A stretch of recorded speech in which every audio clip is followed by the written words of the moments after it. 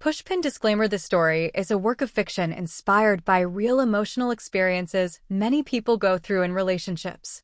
It contains themes of heartbreak, betrayal, and personal growth. Reader discretion is advised due to emotional sensitivity. The day started like any other. Morning light filtered gently through the blinds of a quiet suburban home. The kitchen was filled with the smell of toasted bread and scrambled eggs. 8-year-old Liam sat at the dining table, legs swinging, talking excitedly about his upcoming school project.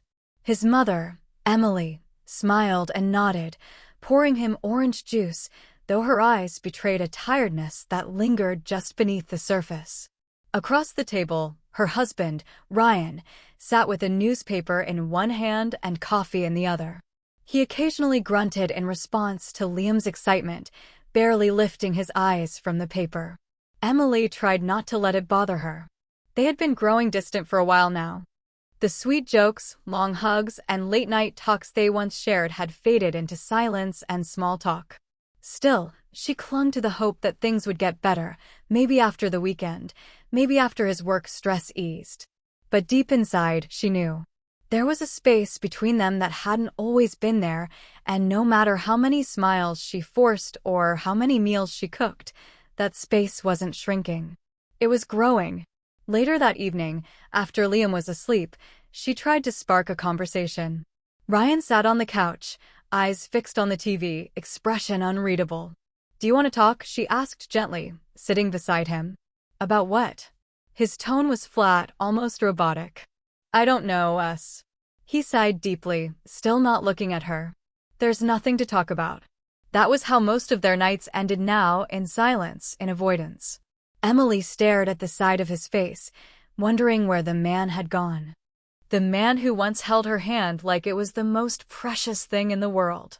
The man who used to talk about building a future, who promised to love her through everything. That night, she lay awake in bed, Ryan's back turned to her, the distance between them deeper than the mattress.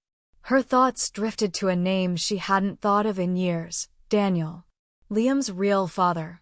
The man she had loved fiercely and lost even more painfully. She hadn't told Ryan the truth about Liam's paternity. He thought Liam was his, always had. Emily buried her face in the pillow, suffocated by secrets and guilt. But it had been easier that way. Safe. She never imagined the truth would one day destroy everything. And yet, she could feel it coming, like the faint sound of thunder in the distance before the storm breaks. Years before the silence, before the walls built themselves between Emily and Ryan, there had been Daniel. Emily was 21 when she met Daniel, full of life, passion, and dreams too big for the small town they both came from. He wasn't perfect. In fact, he was impulsive, too spontaneous, and sometimes wild. But he loved her like no one ever had. Every glance, every touch, every whispered dream they shared felt like magic. They were inseparable. Everyone said they were too young, too fast, but Emily didn't care. With Daniel, the world felt right. But love, no matter how deep, isn't always enough. Daniel struggled with commitment. He couldn't hold down a steady job, often disappearing for days chasing one wild plan after another. Emily, grounded and responsible, tried to keep them together. She wanted a future, stability, a home, maybe even children. But Daniel wasn't ready. Every time she tried to talk about it, he would shut down or change the subject. The night everything changed was quiet and cruel. She had told Daniel she might be pregnant. He didn't respond with comfort or fear, he just froze. Then, he left. No goodbye. No explanation. Just gone. Weeks later, she stood alone, holding a pregnancy test in one hand and a broken heart in the other. Her parents were devastated, and the small-town whispers began. That's when Ryan came into her life. He had always been around, an old-school friend, quiet, steady, kind. He offered support when no one else did. He didn't ask questions. He just showed up, with groceries, a ride to the doctor, or simply company when the nights felt too long. When she finally told him about the baby, he looked her in the eyes and said, "I'm not going anywhere." And he didn't. Emily never lied to Ryan directly. She just let him believe. When he asked if the baby was his, she said, "Does it matter?" And he said no. They married quickly, too quickly, if Emily was honest. But she was tired of being alone, tired of being judged. And Ryan was safe. Safe was what she needed. She buried Daniel in the past. She never heard from him again. No phone calls, no messages. It was like he had vanished from the earth.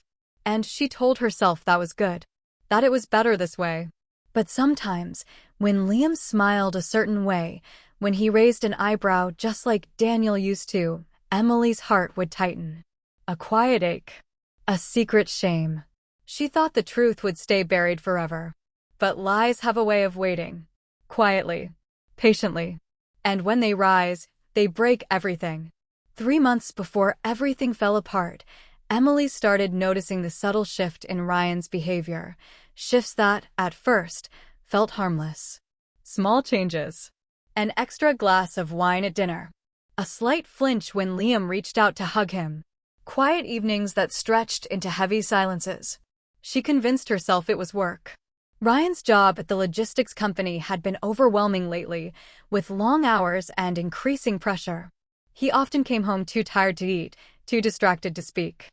When Emily asked him if something was wrong, he always brushed it off. Just stress, I'm fine. But he wasn't. Liam felt it too. He stopped asking Ryan to help with homework.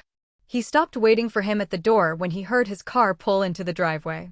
The warmth between father and son, the closeness they once shared, began to fade like a photo left in the sun. One evening, Emily caught a moment that twisted her insides.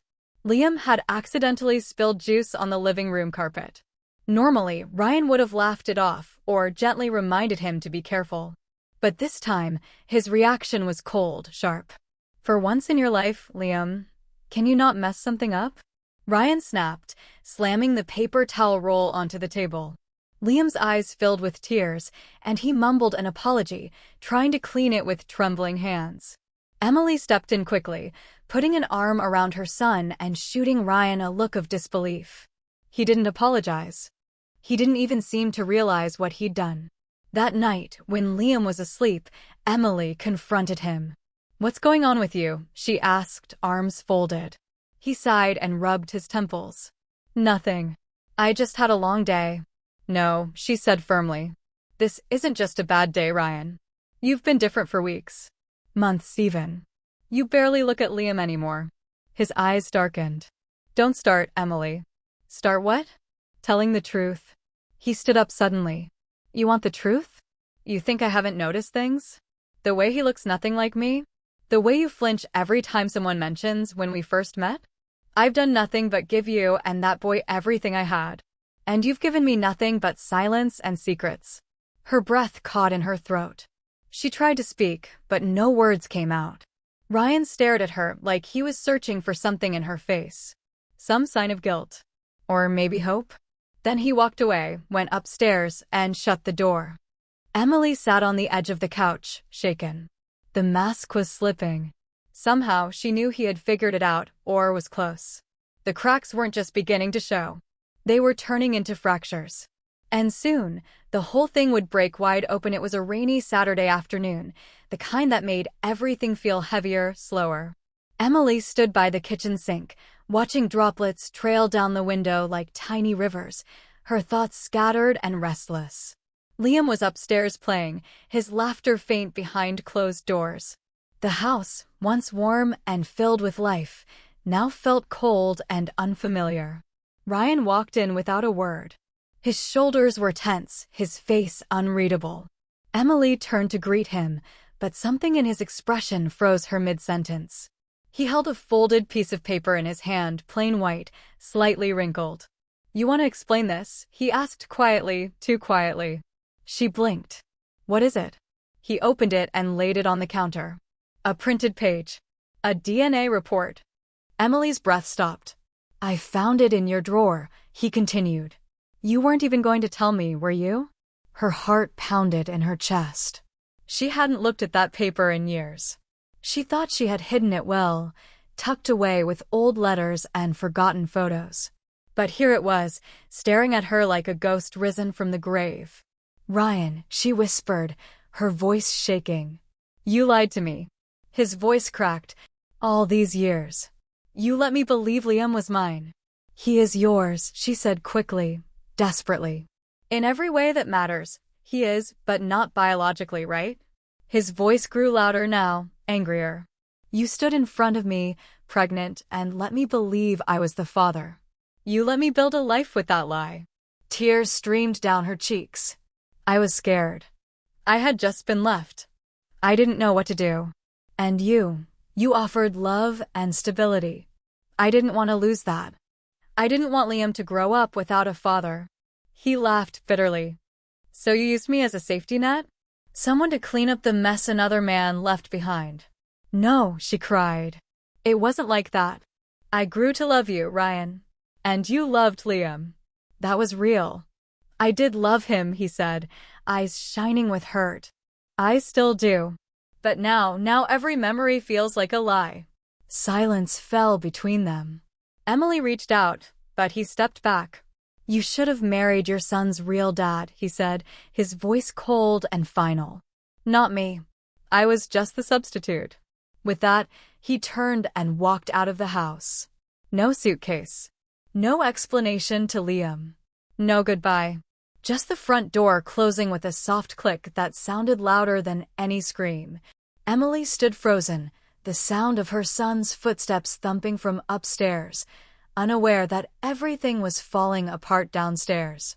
In that moment, she realized it wasn't just Ryan who was leaving, it was the life they had built together, the quiet illusion of family. And it was gone. The hours after Ryan left were surreal, like time had paused but the world kept spinning. Emily sat on the couch, staring at the front door, half expecting him to return any minute and say it was all a cruel mistake. But he didn't. He didn't come back that night. Or the next. She didn't sleep. She couldn't. The silence in the house was louder than any argument they had ever had. She kept replaying his words in her mind. "You should have married your son's real dad." A sentence that struck deeper than any insult. It wasn't just anger. It was heartbreak, raw and unfiltered. Liam noticed the difference immediately. The boy was sharp, sensitive beyond his years. "Where's Dad?" he asked the next morning, eyes wide with worry as he came down the stairs. "He needed some time," Emily said softly, forcing a smile she didn't feel. "He'll be back soon." But as days turned into a week and then another, her lie grew thinner, harder to hide. Liam started withdrawing, eating less, speaking less. He asked about Ryan less frequently now, but his eyes always looked toward the front door, hoping. Waiting. Emily tried to keep things going.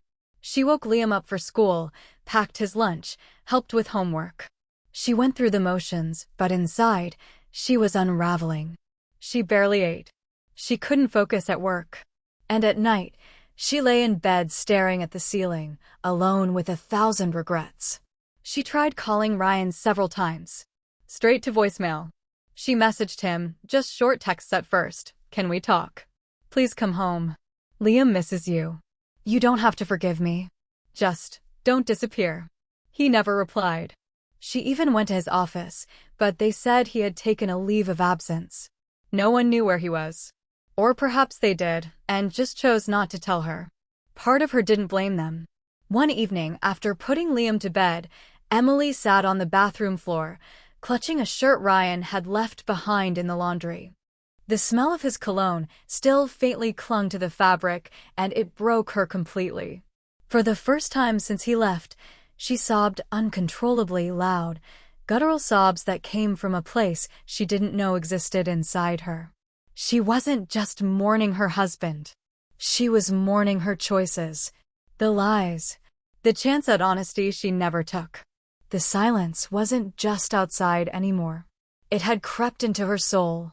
Every hour without Ryan chipped away at her sense of normalcy until she finally understood he hadn't just left. He had vanished without a single goodbye. And that silence, that unfinished ending, was its own kind of punishment. Weeks turned into months. There were mornings when Emily would wake up and, for a split second, forget everything, forget that Ryan was gone, forget the cold emptiness beside her in bed. But reality always came rushing back, heavy and merciless. She had stopped texting him after the 5th unanswered message. His silence had become its own language, one she had no choice but to learn. She tried to tell herself he needed space, that one day he'd return with questions or anger or anything she could respond to. But there was nothing. Just absence. Still, she couldn't sit in the pain forever. She reached out to mutual friends. A few offered sympathy, but none had answers. Some looked at her differently now, pity in their eyes, or worse, judgment. She could hear their thoughts without them speaking. She lied. She let it happen. Even Ryan's sister, who had once called Emily her best friend, kept her responses vague and distant. "I haven't spoken to him either," she said flatly over the phone. "Maybe he just needs time." Emily didn't believe her. The ache for closure grew unbearable. Not for herself anymore, but for Liam. Her son had started asking harder questions. Did Dad leave because of me? Did I do something wrong? And each time, Emily's heart shattered anew. "No, sweetheart," she would whisper, holding him tightly. "This has nothing to do with you." But he didn't always believe her. How could he? One late evening, after putting Liam to sleep, Emily did something she had long avoided. She searched for Daniel online. The father Liam never knew. The man who disappeared from her life without a word. A part of her, desperate and cornered, wondered, would he even want to meet his son? She found an old Facebook profile, barely updated, full of blurry pictures and vague posts. No current contact information. But she messaged him anyway. "Hi, Daniel. I don't know if you remember me. It's Emily. I'm reaching out because I think we need to talk." She didn't expect a reply. And none came, not that night, not the next. She shut the laptop, tears brimming again. Closure felt like a cruel myth, something promised, but never delivered. And then, in the quiet hours of that night, she picked up a pen and began writing. A letter to Ryan. She wrote everything she had never been able to say out loud. The truth about Daniel. The fear that made her hide it. The love she felt for Ryan, real and deep, even if built on a broken foundation. She told him she understood his anger. That she missed him. That Liam missed him. That even if he never forgave her, she hoped he'd at least come back for the boy who still called him Dad. When she finished, her hands were shaking. She folded the letter carefully and placed it in an envelope. But she didn't send it. Not yet. The letter sat in her nightstand drawer for weeks, folded neatly, sealed, but unsent. Every time Emily opened the drawer to grab something, lip balm, a notebook, a charger, her eyes would fall on it. Her hand would hover over it. But she never picked it up. It wasn't fear holding her back anymore. It was uncertainty. What if he'd already moved on? What if the letter reopened wounds he was trying to forget? What if it made no difference at all? And yet every line she wrote in that letter still clung to her chest like unfinished breath. She poured her soul into it. She had told him everything. That Liam was never a secret out of malice, but fear. That her love for Ryan, though born in brokenness, had been real. That Liam still waited by the window every Friday evening. Just in case. She wrote that even if he didn't want her anymore, maybe, just maybe, he'd still want to be the father Liam had always known. The one who taught him to ride a bike, who tucked him in at night, who called him buddy, like it meant everything. But Ryan never came. And so the letter stayed. Life didn't go back to normal. It simply adjusted to the absence. Like a room rearranged after removing its most important piece of furniture. You stumble over the empty space at first. Then, eventually, you learn to walk around it. Liam adjusted too, but with quiet wounds. He stopped asking about Ryan out loud, but Emily could tell. The way he lingered at the mailbox. The way his drawings at school no longer included 3 people, just 2. One day, Liam brought home a school project titled My Family. His drawing showed a smiling Emily and himself holding hands. There was space next to them. A faint outline of a man was erased, but the shadow of the pencil remained. That night, after Liam was asleep, Emily sat at the kitchen table staring at the drawing. The tears came again, but softer now. Quieter. The kind that come from deep resignation, not from anger or desperation, but from sorrow that has learned to live inside you. She took the letter out of the drawer and read it again. Every word still mattered. But now it felt less like a message for Ryan and more like a message she had written to herself, to forgive, to grieve, to let go. She placed the letter back in the drawer, this time with a whisper. I forgive you, Ryan. Even if you never read this. And for the first time in a long while, she slept through the night. Time passed not in grand, sweeping waves, but in slow, steady ripples. Liam turned 10, then 12, then 15. Emily watched him grow with both pride and quiet sadness. He looked more and more like Daniel as the years went by. Same jawline, same expressive eyebrows, same stubborn spark in his eyes. But his heart? That was Ryan's. Gentle, loyal, thoughtful. They never heard from Ryan again. No letters. No birthday cards. No attempts to reconnect. It was as if he had vanished from the earth, leaving nothing behind but memories that blurred and softened over time. Emily never remarried. She dated a little, tried once or twice to build something new. But no one fit. Her heart had been shaped by too many goodbyes, too many ghosts. She never sent the letter.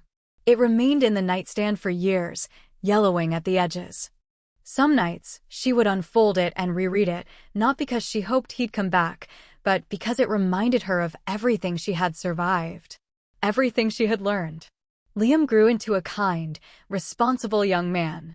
On the night before his graduation, he sat beside Emily on the porch swing, the stars spread out above them like a quiet audience. Can I ask you something? He said, voice low. Anything. Ryan, was he my real dad? Her heart skipped. The question she'd feared. And yet, now, there was no panic. No shame. Just a deep, tired truth ready to be set free. No, she said gently. Not biologically. Liam nodded slowly, as if he'd known but waited for the moment to come from her. Do you know who he was? Yes, she said. His name was Daniel. We loved each other once. But life took us in different directions. Liam didn't respond right away. He simply leaned his head on her shoulder. He left too, he finally asked. Emily paused. Yes. But Ryan, he stayed longer. He was your dad in every way that counted. Even if he couldn't stay forever. They sat there a while longer in comfortable silence. The next day, after the graduation ceremony, Emily took a quiet detour on the way home. She drove to the old bridge where she and Ryan used to walk in the early years of their marriage. A place where dreams were whispered and promises made. She stood at the edge of the bridge, the wind brushing her hair, the water below catching flecks of sunlight. From her bag, she pulled out the letter. She didn't open it. She didn't need to. Instead, she held it for a moment, whispered a soft thank you, and let it go. The paper floated down gently, carried by the wind, until it landed on the surface of the water and slowly, quietly, drifted away. That was her goodbye. Not the one she got, but the one she gave.